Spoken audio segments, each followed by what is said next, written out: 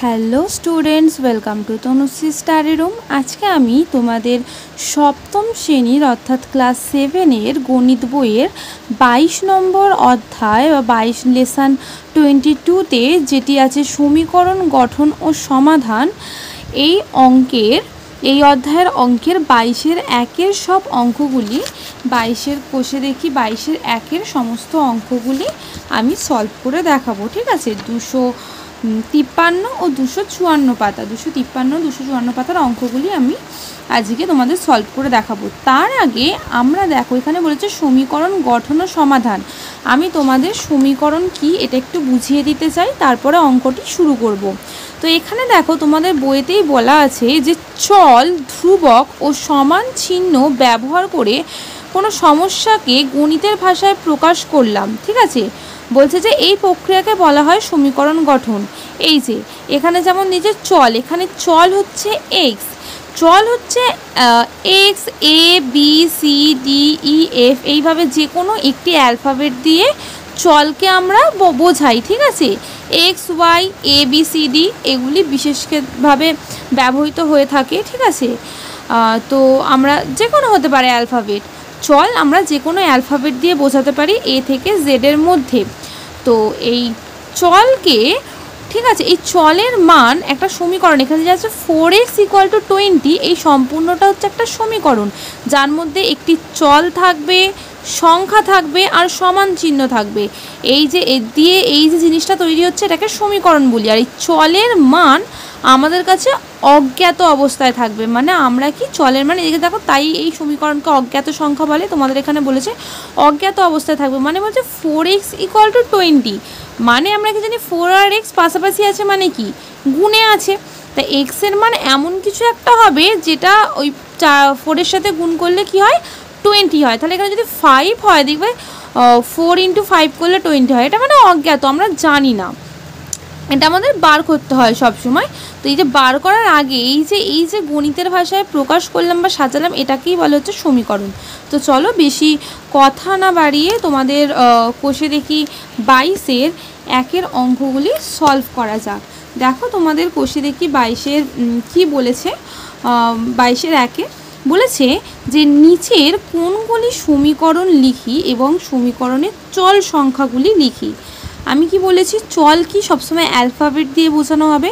দেখো 1-এরটা বলেছে x + 5 = 13, আর সমীকরণ কি দেখে বুঝবো, সংখ্যা থাকবে, ঠিক আছে, সমান চিহ্ন থাকবে আর চল থাকবে। দেখো চল আছে, x অ্যালফাবেট আছে একটা, আর কি সমান চিহ্নও আছে, তার মানে এটি একটি সমীকরণ। তাহলে এরটা একটি সমীকরণ, এর চল সংখ্যা কি, এর চল সংখ্যা হচ্ছে x অ্যালফাবেটটা। ঠিক আছে, এটা আমি আর খাতায় তুলিনি, তোমাদের মুখেই বলে দিচ্ছি, তোমরা বুঝে নাও যে এটা যেহেতু ইকুয়াল চিহ্ন আছে অর্থাৎ সমান চিহ্ন আছে, একটা সংখ্যা আছে, আর কি আছে x আছে, তাই কি এটা হচ্ছে সমীকরণ। আর চল সংখ্যা কি, চল সংখ্যা হচ্ছে যে x অ্যালফাবেটগুলোকে আমরা চল সংখ্যা বলে থাকি। ঠিক আছে, x - 4 = 7, এটাও একটি সমীকরণ। এই যে ইকুয়াল চিহ্ন আছে, x অর্থাৎ চল আছে, ঠিক আছে, নর্মাল সংখ্যা আছে, আর এই যে এক্সটা হচ্ছে চল সংখ্যা। তারপর একটা 3t = 21, ইকুয়াল চিহ্ন আছে, t অর্থাৎ একটা অ্যালফাবেট আছে, 3 আর 21 এগুলো হচ্ছে সংখ্যা, নর্মাল সংখ্যা আছে। তাহলে এটাও হচ্ছে একটা সমীকরণ যার চল সংখ্যা কি, যার চল সংখ্যা হচ্ছে t। কেমন, তারপরে ডিএরটা বলেছে দেখো t/3 = 2, দেখো একটা চল সংখ্যা আছে t অর্থাৎ অ্যালফাবেট, আর ইকুয়াল চিহ্ন আছে, তাই এটা একটা সমীকরণ, আর এর চল সংখ্যা কি t। এরটা 2x + 1 = 11, এটাও সেম, ইকুয়াল চিহ্ন আছে, সংখ্যা আছে, চল সংখ্যা আছে, তাই এটাও একটি সমীকরণ, আর x হচ্ছে চল সংখ্যা। ঠিক আছে, সবসময় অ্যালফাবেটগুলো চল সংখ্যা, অ্যালফাবেটগুলোকে চল বলা হয়। ঠিক আছে, এটা বলেছে 9 + 4 = 13, দেখো এখানে ইকুয়াল চিহ্ন আছে কিন্তু কোনো চল সংখ্যা নেই অর্থাৎ কোনো অ্যালফাবেট নেই। এটা কি হয়ে গেছে, এটা তো আমরা যোগফল, তাই না, 9 + 4 = 13, এরকম 9 + 4 = 13, এটা 9 আর 4-এর যোগফল 13, তার মানে এটা সমীকরণ নেই কারণ এখানে কোনো চল সংখ্যা নেই। ঠিক আছে, এটাও 10 - 3 = 7, অর্থাৎ 10 থেকে 3 বাদ দিয়ে 7, এটাও একটা বিয়োগফল, এটা কোনো সমীকরণ নয় কারণ এখানে চল সংখ্যা নেই। এটা 20 = 4y, দেখো এখানে সমান চিহ্ন আছে, y অর্থাৎ একটা অ্যালফাবেট অর্থাৎ চল আছে, আর কি নর্মাল সংখ্যাও আছে যে 20 আর 4, তার মানে এটি একটি সমীকরণ, এর চল সংখ্যা হচ্ছে y। আর এটা 7 - x = 0, ইকুয়াল চিহ্ন আছে, x অর্থাৎ চল আছে, 7 আর 0 সংখ্যা আছে, সুতরাং এটি একটি সমীকরণ, এর মধ্যে x হচ্ছে কি চল। ঠিক আছে, এবার দেখো 2 নম্বরে বলেছে যে সমীকরণ তৈরি করি। সমীকরণগুলি দেখো আমি এখানে খাতায় কিন্তু প্রশ্নগুলো টুকে নিয়েছি, তো সমীকরণগুলি করে দেখাবো। দেখো 2 দাগে সমীকরণ তৈরি করি। কি দিয়েছে? দিয়েছে 3, দেখো এখানে কাঠির চিহ্ন দিয়েছে, যে তোমাদের বইতেও দিয়েছে কাঠি, 1 2 3টে কাঠি দেখতে পাচ্ছি এরকমভাবে 3টে দিয়েছে। এরপরে বলছে যে আরও আছে এরকম ডট ডট, মানে আরও এরকম সাজানো আছে কাঠি। বলছে 33টি কাঠি দিয়ে xটি সজ্জা, এটা কিভাবে সমীকরণ তৈরি করব। আমরা দেখো এখানে কি একটা সজ্জায় কি আছে 3টে কাঠি, তাই না? তাহলে এখানে বলেছে 33টি কাঠি দিয়ে xটি সজ্জা, তাহলে আমরা এখানে কি করব, একটি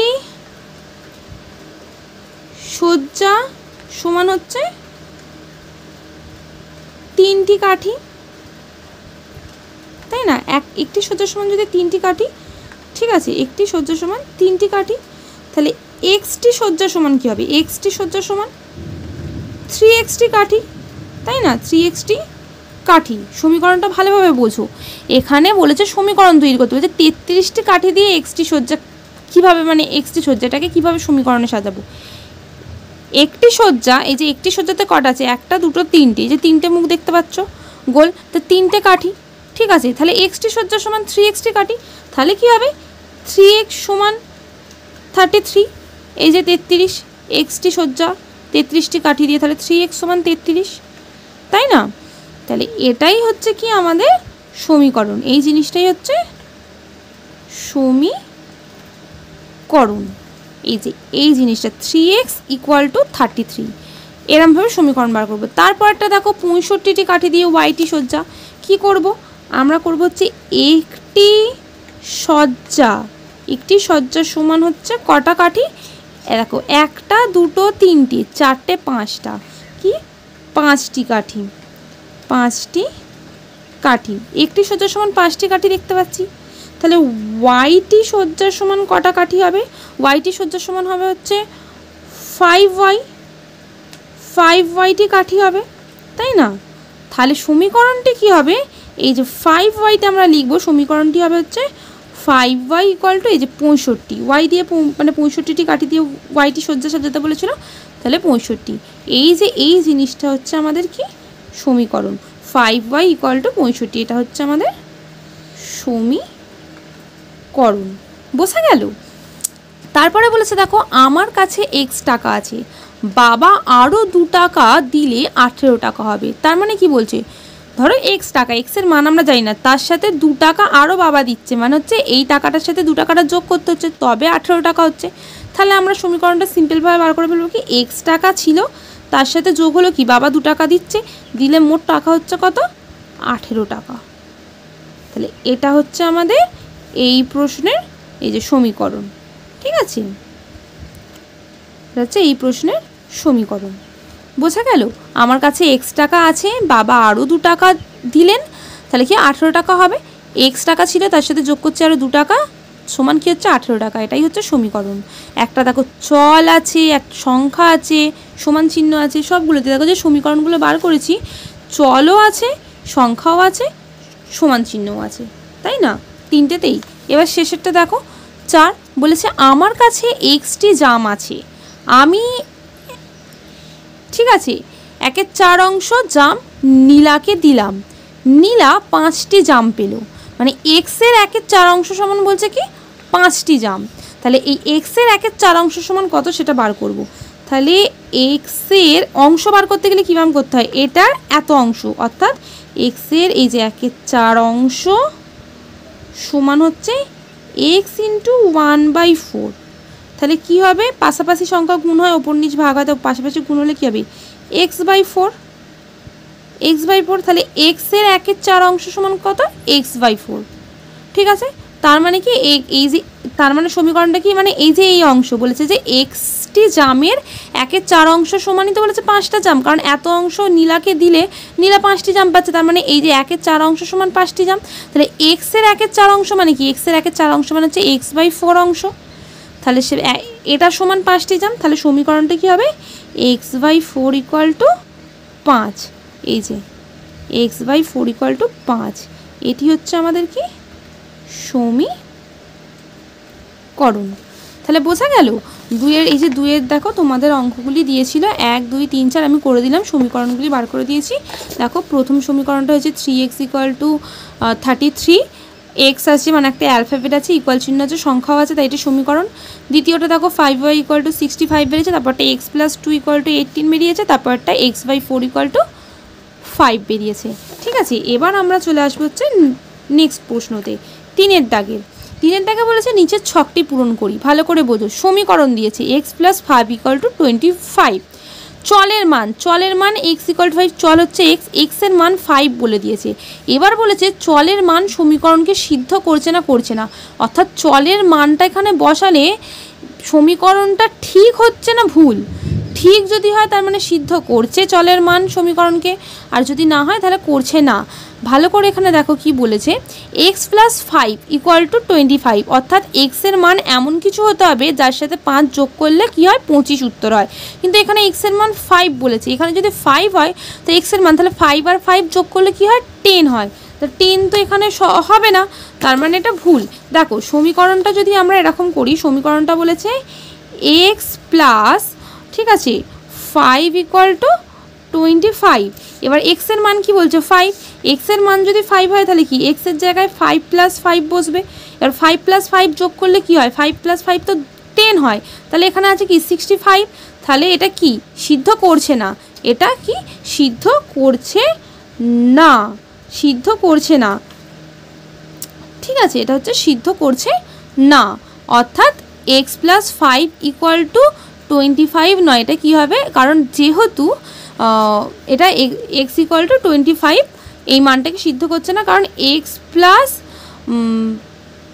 5 = 25 এ যদি x এর মান যদি 5 বসাই, 5 + 5 = 25 কি, তার মানে নট ইকুয়াল টু, এটা সমান নয়, এই যে 5 আর 5-এর যোগফল আর 25টা কি সমান নয়, এটার যোগফল 10 হয়, এটা 25 হয়, তাহলে এটা সিদ্ধ করছে না।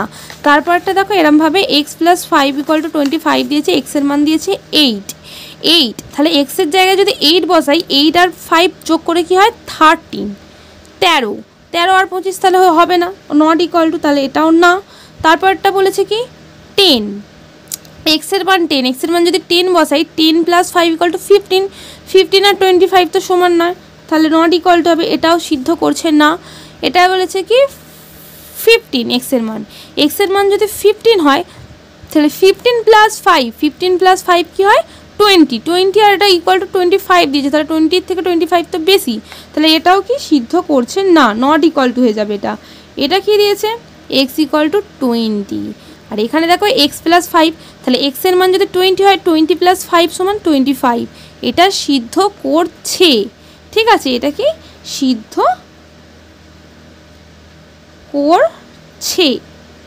করছে, কারণ কি 20-এর সাথে 5 যোগ করলে 25ই হয়, তার মানে এটা ঠিক, x এর মান যদি 20 হয় সমীকরণটি 25 হবে, ঠিক আছে, x এর মান 20 হলে এই যে 20 + 5 = 25, তাহলে সমীকরণটি সিদ্ধ করছে। তারপরটা বলেছে যে y = 2, এখানে বলেছে y - 1, তার মানে y এর মান যদি 2 বেরোয়, 2 - 1 করলে কি 2 থেকে 1 বাদ দিলে তো উত্তরে 1 হয়, এখানে 11 দিয়েছে, তার মানে এটা সিদ্ধ করছে না, y এর মান 2, তাহলে এটা কি হবে না হবে। তারপরে বলেছে সিদ্ধ করছে না, তার মানে y এর মান এমন কিছু বসাতে হবে আমাদের যেটা বসালে কি এটা সিদ্ধ হবে না, 11, তাহলে y এর মান কি আমরা 5 বসিয়ে দিই, যে কোনো আমরা বসাতে 5 3, ঠিক আছে 7, যেখান থেকে 1 বিয়োগ করলে 11 অ্যান্সার হয় না, আমরা তাহলে এখানে 5 বসিয়ে দিই, কারণ যেখানে যদি 5 বসাই y এর মান, তাহলে 5 - 1 করলে 4 হবে, এটা মানে যেহেতু এখানে সিদ্ধ করছে না লিখেছে, সিদ্ধ করছে, তার মানে এখানে y এর মান এমন কিছু বসাতে হবে যেটা থেকে 1 বিয়োগ দিলে আমাদের কি হয়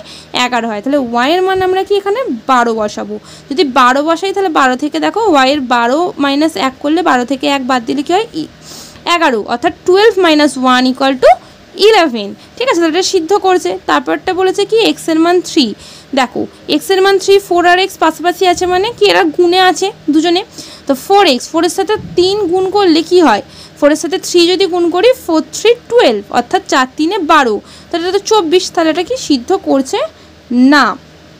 এটা দেখো এক্স এর মান কি দিয়েছে 4, এখানে 4x, 4 এর সাথে x গুণে আছে, তাহলে কি 4 আর 4 এ কী হবে, 4 × 4 = 16, তাই না, মানে 4 × 4 = 16, তো 16 = 24 তো নয়, তাহলে এটাও কি এক্স এর মান 4 হলে সমীকরণটিকে সিদ্ধ করছে না। এবার এখানে হচ্ছে সিদ্ধ করছে, অর্থাৎ এক্স এর মানে এমন কিছু বসাতে হবে যা করলে কি আমরা 24 পাবো, যার সাথে 4 গুণ করলে, অর্থাৎ আমাদের এক্সের সাথে এমন কিছু গুণ করতে হবে, এক্সের সাথে এমন কিছু গুণ করতে হবে যাতে 24 আসে। তাহলে দেখো আমরা যদি 4-এর নামটা পড়ি, 4 × 1 = 4, 4 × 2 = 8, 4 × 3 = 12, 4 × 4 = 16, 4 × 5 = 20, 4 × 6 = 24, তাহলে 6 গুণ করলে 24 পাবো। তাহলে এক্সের মান আমরা 6 বসিয়ে দেবো।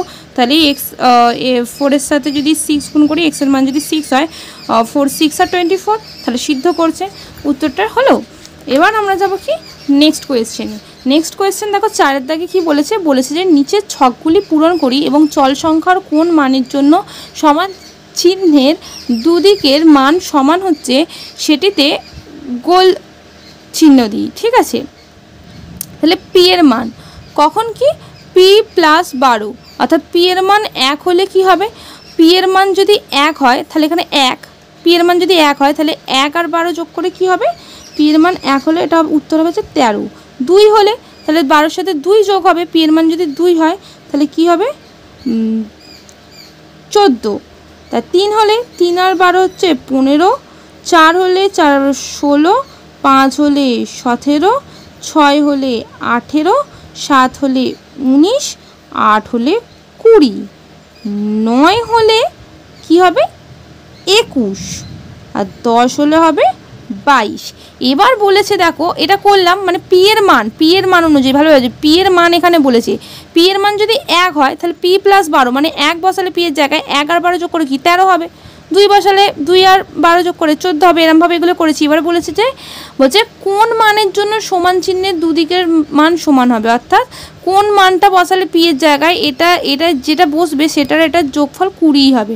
তাহলে আমরা দেখো এখানে কি পাচ্ছি 20, 8 মানের জন্য পি এর মান যদি 8 হয় তাহলে 8টাকে কী করে দেবো, গোল পাকিয়ে দেবো, অর্থাৎ পি এর মান যদি 8 হয় তাহলে 8 + 12 = 20, তাহলে ঠিক হবে।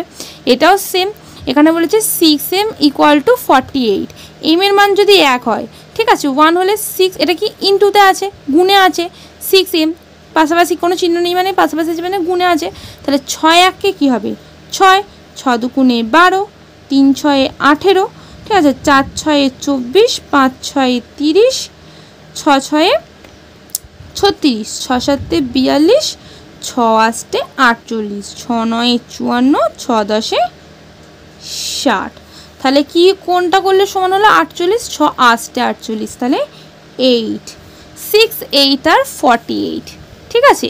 তারপরটা দেখো t/5, t এর = 2, t এর মান কি, t এর মান 1 হলে কি হবে 1/5 হবে, t এর মান 2 হলে 2/5, t এর মান 3 হলে 3/5, 4 হলে 4/5, 5 হলে 5/5, 6 হলে 6/5, 7 হলে 7/5, 8 হলে 8/5, 9 হলে 9/5, 10 হলে 10/5।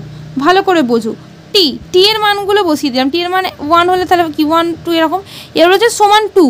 এবার এগুলো দেখো যদি কাটাকুটি করি, এগুলো তো কাটাকুটি যাচ্ছে না কিছু দিয়ে, ওপরটা 5 দিয়ে 6কে জোড় সংখ্যা 5 দিয়ে যায় না, কিন্তু দেখো 5 দিয়ে 10কে যায়, 5 2s are 10, তাহলে 10/5 = কি হয় 2 হয়, 10/5 = 2 হয়। তাহলে যদি টি এর মান 10 হয় তাহলে কিন্তু সমীকরণটা মিলবে, কাটাকুটি যাবে, তাহলে 10-এ গোল পাকালাম, ঠিক আছে। তারপর একটা 7 - x = 5, অর্থাৎ x এর মান কত দিলে এটা সমান হবে দেখি, 7 - x, 7 থেকে 1 বাদ দিলে কি হয় 6 থাকে, 2 যদি বাদ দিই কি হয় 5 থাকে, ঠিক আছে, 7 থেকে 3 বাদ দিলে কি হবে 4 হবে, 4 বাদ দিলে 3 হবে, 5 বাদ দিলে 2 হবে, 6 বাদ দিলে 1 হবে, 7 বাদ দিলে 0 হবে। 7 থেকে 8 বাদ দিলে কি হবে? মাইনাসে উত্তর চলে যাবে। 7 থেকে 8 বাদ দিলে -1, 9 বাদ দিলে -2, 10 বাদ দিলে -3।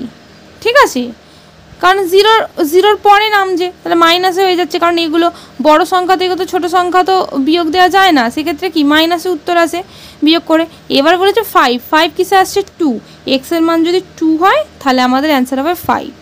এবার দেখো এখানে বলেছে সমীকরণের বীজে গোল করি, অর্থাৎ বীজে গোল করি মানে কি? এই যে চলের, ঠিক আছে, মান, চলের মানকেই আমরা কি বলি? চলের মানকেই আমরা বলি হচ্ছে এবার যে 2x + 3 = 5। ঠিক আছে, এখানে বলেছে কি আমাদেরকে বীজে গোল করতে হবে, অর্থাৎ চলের মানকে আমরা বীজ বলে থাকি। ঠিক আছে, এখানে চলের মান এমন বাছতে হবে যাতে সমীকরণটা ঠিক হয়। সমীকরণটা ঠিক হয় সেরকম চলের মান বাছতে গেলে আমরা কি করব না, এখানে দেখো বলেছে যে 2x + 3, আমরা জানি 2 আর 3 যোগ করলেই 5 হয়, তাহলে x এর মান কি ধরলে এটা ঠিক হবে? x এর মান আমরা 1 ধরে নেব। তাহলে কি হবে? x এর মান যদি আমরা 1 ধরি তাহলে হবে হচ্ছে দেখো 2 1 আর 2। ঠিক আছে, মানে 2 এর সাথে 1 গুণ করলে 2 হয়, আর 2 যুক্ত 3 তাহলে 5। এটা কি হবে? 9 এর সাথে কত যোগ করলে 15 হয়? 9 এর সাথে 6 যোগ করলে 15 হয়, তাহলে এটা কি হবে? y এর মান হবে হচ্ছে 6। তারপরটা কি বলেছে? 19। 5 এর সাথে কত গুণ করলে 20 হবে? 20 থেকে, কারণ 20 থেকেই 1 বাদ দিলে 19 হয়। ঠিক আছে, 5 সাথে 4, x এর মান যদি 4 হয় তাহলে উত্তরটা ঠিক হবে। এখানে হচ্ছে 80 = 80, অর্থাৎ অ্যালফাবেটটি 8, অ্যালফাবেটটি = 80। 8 এর সাথে 10 গুণ করলে 80 হয়, 8 10 80, তাহলে এখানে কি t এর মান হবে 10। তারপর একটা বলেছে কি 3m = 15, অর্থাৎ 3 এর সাথে 5 গুণ করলে আমরা জানি 3 5 এ 15, যেহেতু গুণে আছে তাহলে কি হবে 5, m এর মান হবে 5। আর 6p = 36, pও তো 6 এর সাথে গুণে আছে, তাহলে কি 6 6 36, সেটা p এর মান হবে হচ্ছে 6। তাহলে আজকের ভিডিওতে আমি তোমাদের কোষে দেখি 22-এর 1-এর, ঠিক আছে, 4-এর দাগের সমস্ত অঙ্কগুলো 4 5, তোমাদের এখান থেকে 1 2 3 আর পাতার 4 5 সব অঙ্কগুলি সলভ করে দেখালাম। তোমাদের যদি ভিডিওটি ভালো লেগে থাকে তাহলে অবশ্যই একটি লাইক করে দিও, আর চ্যানেলটিকে আরও নতুন নতুন ভিডিও পাওয়ার জন্য সাবস্ক্রাইব করে রেখো। নেক্সট ভিডিওতে তোমাদের আমি 22-এর 2-এর কোষে দেখি 22-এর 2-এর অঙ্কগুলি সলভ করে দেখাবো। আজকের মতো এইটুকুই, টাটা।